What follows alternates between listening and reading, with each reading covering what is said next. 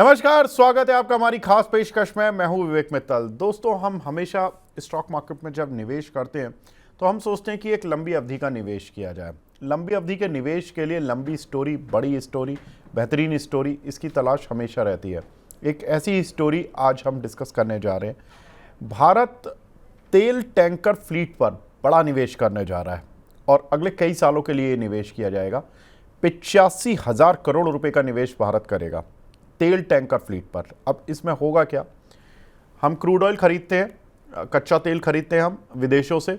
उसको रखने के लिए जो तेल टैंकर की ज़रूरत है उसका जो क्षमता है उसको बढ़ाई जाएगी।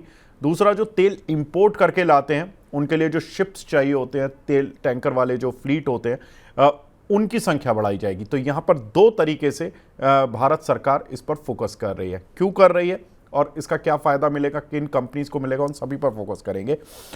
इसमें अगर देखें तो पहले चरण में 112 तेल कैरियर खरीदे जाएंगे। सप्लाई इंपोर्ट बढ़ाने और उसके संग्रह के लिए निवेश होगा। 79 नए शिप पहले फेस में खरीदे जाएंगे। जो तेल के जो इंपोर्ट किया जाता है उसके शिप्स जो होते हैं वो अलग तरीका के होते हैं, तो उसमें 79 शिप नए खरीदे जाएंगे और 10 टैंकर खरीदने का ऑर्डर भी इसी महीने संभव है। अब ये तो फिलहाल हम खरीदारी कर रहे हैं, तो इससे जो कंपनियां इस बिजनेस में ट्रेड करती हैं उनको फ़ायदा मिलेगा। लेकिन आने वाले समय में भारत में बने तेल टैंकर्स अभी भी केवल 5% ही यूज़ होते हैं, जिसको सरकार कह रही है कि उसको बढ़ाकर हिस्सा बढ़ाकर 7% किया जाएगा और 2047 तक घरेलू टैंकर्स का हिस्सा करीब 69% होगा जो इंडिया मेड होंगे। दैट मीन्स कि जो लॉन्ग टर्म प्लानिंग है वो कुछ इस तरह की है कि आने वाले समय में तेल टैंकर्स बनाने वाली कंपनीज या उससे जुड़ी हुई कंपनीज को काफ़ी बड़ा फ़ायदा मिल सकता है। अगर हम देखें तो रिफाइनरी क्षमता भी हमारे देश की लगातार बढ़ती जा रही है और डबल क्षमता हो जाएगी। 2030 तक करीब 450 मीट्रिक टन तक की रिफाइनरी क्षमता हो जाएगी, जो कि अभी करीब 200 से 250 मीट्रिक टन पर है। तो अब जब इतना तेल आपको रिफाइन करना है तो उसके लिए भंडार गृह बनाना होगा और उसके लिए आपको टैंकर की ज़रूरत होगी और शिप की ज़रूरत होगी, जिसमें कि भारतीय सरकार अब फोकस कर रही है।